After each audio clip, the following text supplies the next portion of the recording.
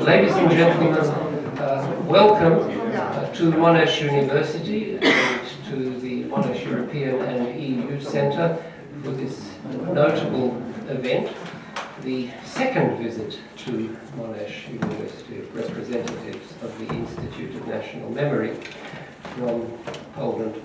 I will have the pleasure of introducing our guests in some more detail later on, but at the moment allow me to give the floor to the Director of the Monash European and EU Centre, Professor Pascaline Binard.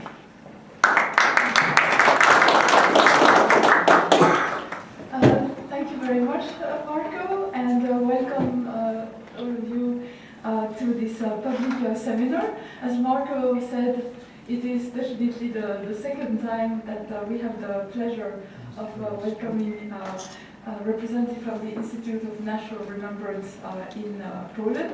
I think the last time was in 2011? Yes. And Raphael was there, right? Yes, I remember that. It was a very well-attended event, very, very successful and very moving. I think this one is going to be very, very moving as well. I think Marco will duly introduce the two of you, but let me say briefly that Dr. Łukasz Kamiński is the president of the Institute of National Remembrance, while Dr. Raphael Lekevich, yes, is the director of the Office for the Preservation and Dissemination of Archival Records in the Institute of the National Remembrance. And you both have so many publications that I'm sure Marco will do justice to all of them. Maybe not all of them, it's impossible, maybe only some of them. And my apologies for the bad pronunciation. I tried my best. Marco coached me before the event. So welcome to all of you. I think we have also a nice discussion after your presentations. So welcome, and I think it's now time for Marco Pavlichin to come and present our two speakers. Thank you very much.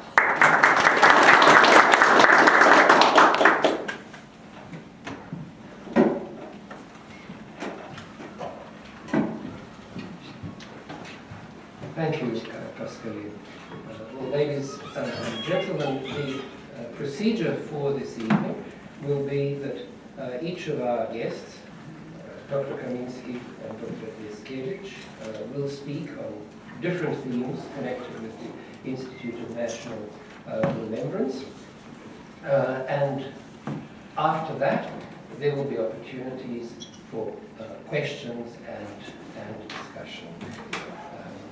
So without further ado, allow me to introduce Dr. Łukasz Kamiński, who is, as was mentioned by Pascaline, president of the Institute of National Remembrance, a post that he has held since 2011, after being deputy director and then director of the IPN Bureau of Public Education. Dr. Kamiński is the author and co-author of indeed a very large number of scholarly publications and also public interest publications, 300 in all, and some of the most important of these have been his books Workers' Strikes in Poland, 1945 to 48, 1999, Poles for a New Reality, 1944-48, Forms of Non-Institutional Spontaneous Social Resistance, 2000, and Roads to Freedom of the Copperfield, 2006. So I invite you I should also say that Dr. Kamiński is a professor at the Institute of History at the University of Wrocław, a post that he's held since 1999. So could I invite you to join me in welcoming to the microphone Dr. Łukasz Kamiński.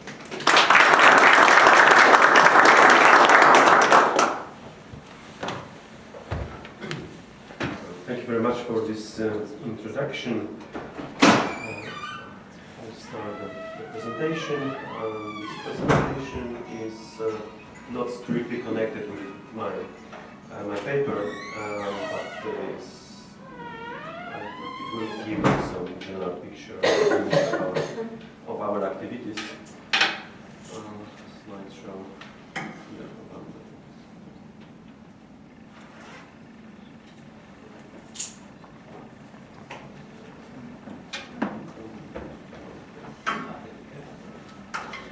And the problem of the dealing with the past in context of activity of Institute of National Remembrance is divided in fact into two parts. We deal with the communist past and the past connected with the Second World War. And because of my time limits, I decided to speak only about the first one, the communist legacy. Ladies and gentlemen, when the communist system collapsed in 1989, Poland,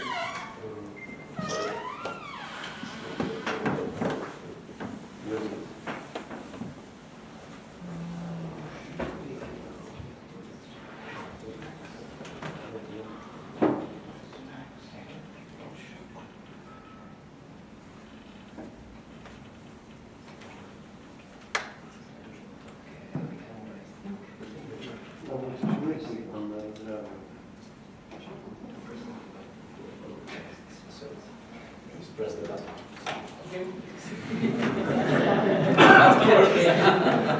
I will press the button during your presentation.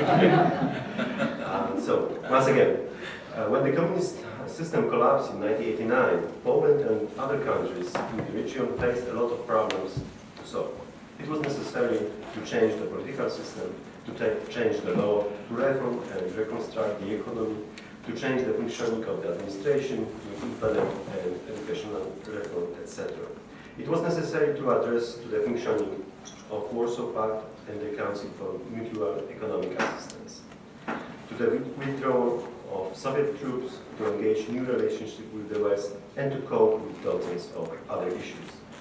No wonder that in the face of these pressing questions, the problem of dealing with the past had been set aside. Moreover, the fact that in all countries, with the exception of Romania, the collapse of the system was agreed upon at the negotiation table did not make it easier. Many anti-communist opposition activists felt that the willingness of the communists to negotiate and avoiding the bloodshed meant that the past should be separated by so-called decline, and one should not go back to it. Others, however, thought that the time to deal with the past was still to come. Nevertheless, this does not imply that nothing was done. Many changes appeared in the realm of the symbolic. Across the East Central Europe, historic national symbols were being restored, the statues of communist heroes were being demolished, and new ones erected, and the streets' names were being changed. But as it turned out later, the work had not been done concisely. Newspapers were full of sensational articles that reported the crimes and abuses committed by communists. They were based mainly on eyewitness accounts and hearsay, and not on sound historical research. The latter was missing, although books were published, the reprints of essays published in the West, or in Polish case also in the underground. New elaborations began to appear after a certain time, but there were relatively few. This situation was due to, on the one hand, the lack of financial resources for historical research, and on the other hand, the difficult access to the archives, or simply lack of access. Particularly inaccessible were the archival documents of Communist Party from 70s and 80s, and the apparatus of repression, in particular the documents of special services. Unfortunately, the other problem was that after the democratic changes, the process of destruction of these documents continued, and in some cases the destruction was on a very large scale. For years, the only country in which it was possible to access the files of communist secret services was Germany. This was made possible thanks to the citizens of East Germany, who in January 1990 organized mass demonstration and occupied the buildings of the Ministry of Public Security, so-called Stasi, In this way, they stopped the process of destruction of documents and also won the right to access the documents related to the surveillance. Despite the reluctance of Western politicians, it was also guaranteed in the Unification Treaty. Not only the access to the files from the time of the dictatorship was granted in Germany, but also systematic study on the area were undertaken. Moreover, significant funds were assigned to this aim and specialized research centers were set up. Rapid progress was also possible due to the appointment of a special parliamentary committee which, basing on the work of experts, prepared a comprehensive assessment of the East German dictatorship. The results of the work were published in the form of more than 20 volumes. In the rest of the countries of the former Eastern Bloc, the control of the archives of the former security apparatus was retained by new special services, thus the politicians. This led not only to the practical lack of access to these documents, but also to attempts to use them for political purposes, in particular to discredit political opponents. Without access to the archives, it was impossible to verify the allegations of alleged collaboration with the communist regime. In the 1990s, Poland, as well as some other countries, sought to resolve the issue of compensation for victims of the communists. In 1991, a law was passed that allowed the cancellation of illegal decisions of the communist courts and obtainment of compensation. Since that time, the law has been amended several times, but still certain categories of victims are deprived of possibility of obtaining the compensation. The major problem was the issue of crimes committed by the communist regime officers. The relatively modest results of actions undertaken in Poland were affected not only by the lack of sufficient determination to pursue the perpetrators, but also by the difficulties in getting access to the archives. In August 1989, a special commission of Polish Parliament to investigate the activities of the Ministry of Internal Affairs was appointed. It was called Lokita Commission from the name of its chairman. 122 cases of unexplained deaths of opposition activists and priests from the period 1981-89 were the subjects of the Commission's work. The Commission activity was hindered by the ministry still controlled by communist officers, including impending access to the archival materials. Nevertheless, in its report presented in 1991, the Commission concluded that in 88 cases, one can speak of participation of the security service or militia in committing the crimes or in seizing the evidence. The results of the Commission's work were sent to the prosecutor's office, where over a dozen of investigations were launched. As a result, several indictments were handed down, including the most notorious cases such as massacre of the miners of Wujek coal mine in December 1981 and the killing of 3 demonstrators in Lubin in August 1982.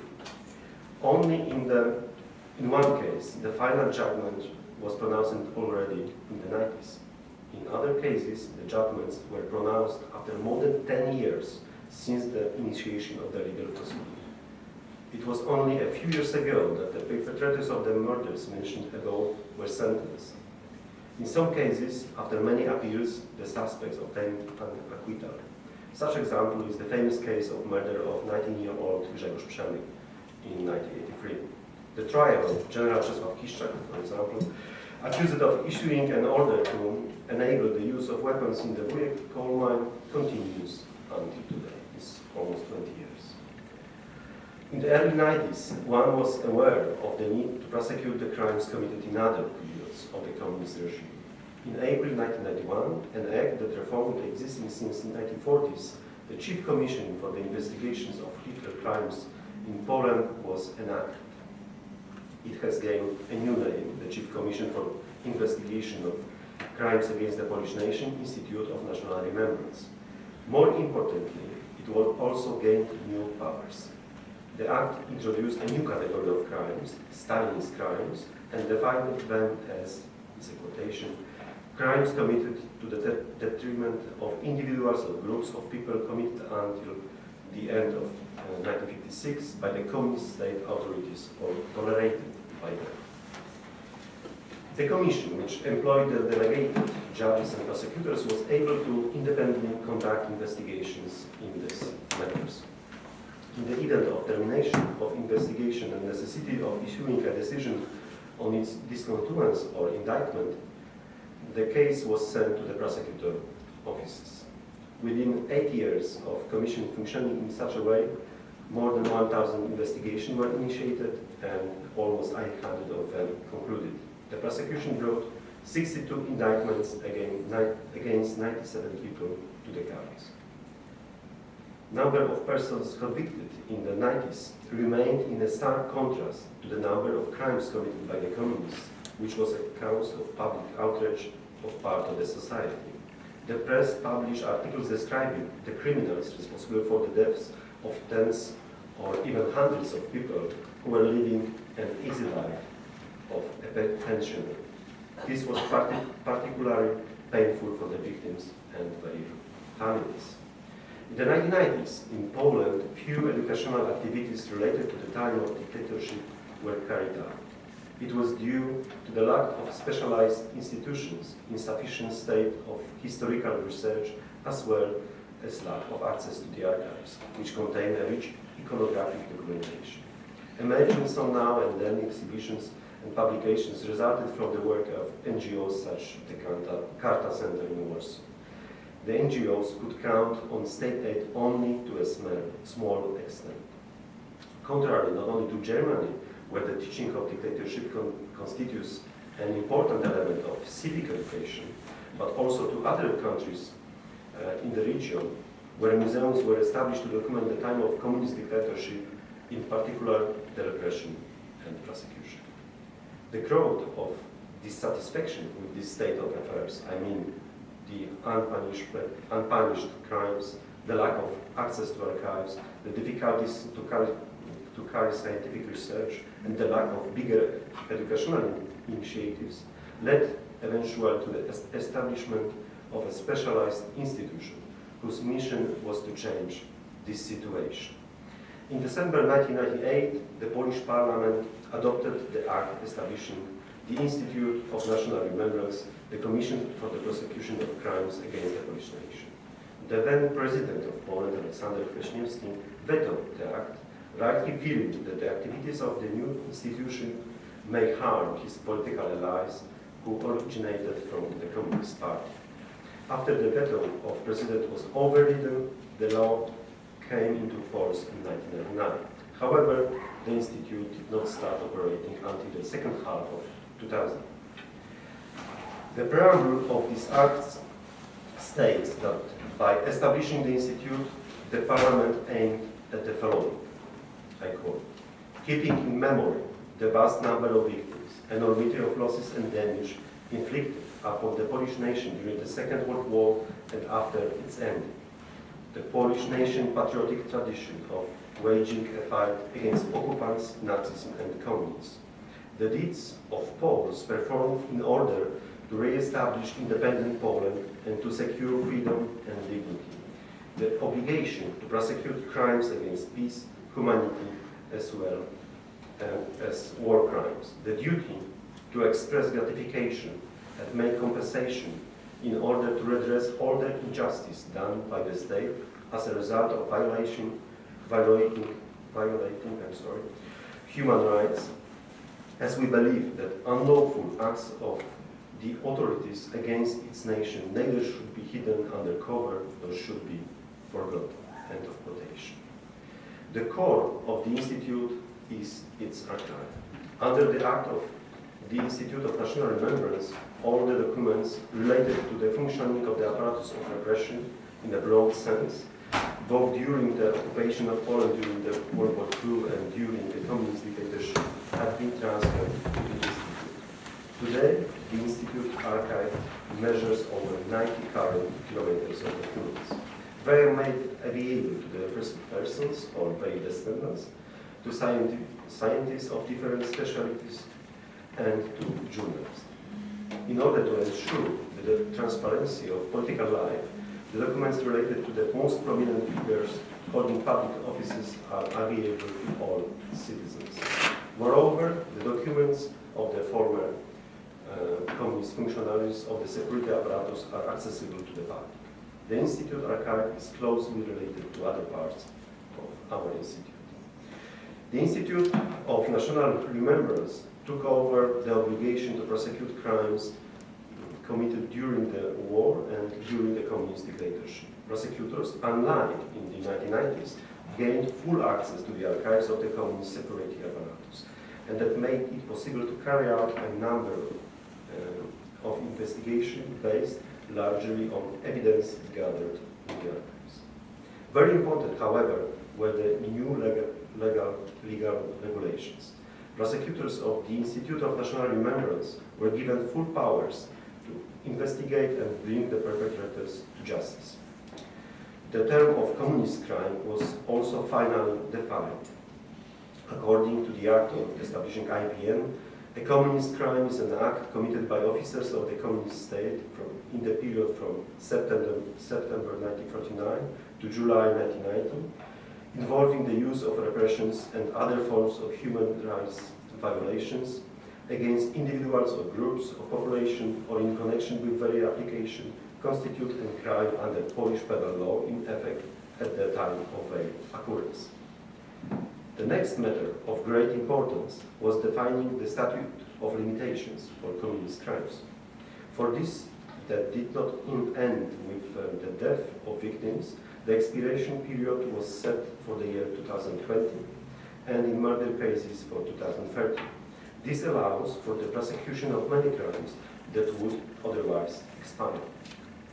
Of course, there is also a category of crimes that will not expire, if at the same time they are considered to be crimes under international law, for example, crimes against humanity. Another important stipulation of the Act is the introduction of the possibility of conducting an investigation into the crimes of the past, also in a case where it is known that the perpetrators are deceased. The purpose of conducting an investigation in such situation is to comprehensively clarify all of the circumstances of such crimes, and the most importantly, to determine the list of all victims. In such circumstances, investigation ends with discontinuance, which includes the legal classification of the crime and identifies its perpetrators. This is important not only for learning the truth about the past, but also carries a great symbolic value, at least symbolic compensation for the victims and their loved ones. The new model of prosecuting the crimes of communism, which entailed creating a specialized prosecution unit within the institute and equipping it with adequate authority and regulations, has proved to be effective. Until the end of the previous year, more than 8,000 investigations have been conducted, which concerned communist crime, and of course, at the same time, investigations into Nazi crimes are still being conducted. Most of them were discontinued. More than 300 indictments involving about 500 persons have been directed to the crimes. Until now, about 160 persons were sentenced, 35 were acquitted, 85 were granted amnesty, and other cases are pending. Due to the fact that the Institute of National Remembrance had been established and the important archival collections became accessible, it was possible to conduct research on a previously unknown scale. At the moment, more than 150 historians engaged in scientific research are employed in our institute around the country. The scientific research are carried out under the 11 national projects and a number of individual projects. These include both the period of World War II and the post-war period of the dictatorship. The leading themes are resistance to totalitarian regimes as well as repression and persecution, but we touch upon political, social, and economic history as well as history of mentality, etc. The researches are carried out by historians employed in the Office of Public Education. However, a lot of research and documentation work is done in our archive. Every year, the Institute of National Remembrance organizes several dozen scientific conferences, and many of them on international level. The results of research are published in the form of books and scientific articles. The Institute publishes more than 100 books every year. In total, we have published more than 1,000 books. They are both monographs and collections of documents as well as eyewitness accounts. We publish 3 scientific journals and 2 popular periodicals. The complex knowledge about the past is spread through the educational activity. Many of those activities are based on documents and photographs held in the archives. Every year, the Office of Public Education of our institute undertakes hundreds of different types of projects. They have various forms, traditional and modern. Within the former, it is worth mentioning the competition for students, training for teachers, and educational materials for schools. These also include exhibitions. In total, the Institute of National Remembrance has prepared more than 400 exhibitions so far. Each of them is presented in several places. Some also have versions designed for presentation abroad. As far as the proposal for students are concerned, the most important, in my opinion, are the ones that allow them to independently explore the history. In the course of these projects, it appears that the so-called big history that they know from manuals had left a trace also in the lives of their family or the history of their hometown. An important place among the modern forms of education belongs to educational portals. So far, the Institute has launched more than 20 such portals, depicting the major events in recent Polish history. One can find there short text, lots of photos, maps, and multimedia materials. Every year, a few million people use them. Board games are known for thousands of years, and in the last decades, also games that refer to historical events appeared on the market. A new idea of the employees of the Institute of National Remembrance was to create educational board games that would teach about the contemporary history. In addition to an interesting mechanism of the game, simulated the past reality, they contain a number of educational materials. Several of our games bring back to the times of World War II. However, our biggest success was a game that depicts the inefficient mechanism of communist economy in the 1980s, the Qui. Although we had already printed 100,000 copies of the game, the demand is bigger. One of the reasons of the success of this game is not only its very attractive mechanism, but also the fact that it gives the young player an opportunity to discuss the subject and hear stories by parents and grandparents about their own experiences of that time. IPN reaches out also for art. We supported a number of musical projects referring to history. A few years ago, we organized several exhibitions referring to the achievements of independent artists from the 1980s. We publish also a comics based on true stories. Many of our educational projects are carried out together with education institutions as well as with NGOs. I truly believe that this kind of education results not only in knowledge of history and help us to understand the present, but it is also crucial for the development of citizenship. It points out the values which motivated people who resisted the dictatorship. It shows their heroism and sacrifice. This form of education reveals the importance of concepts such as human rights, and it can be regarded as a kind of vaccine against dictatorship.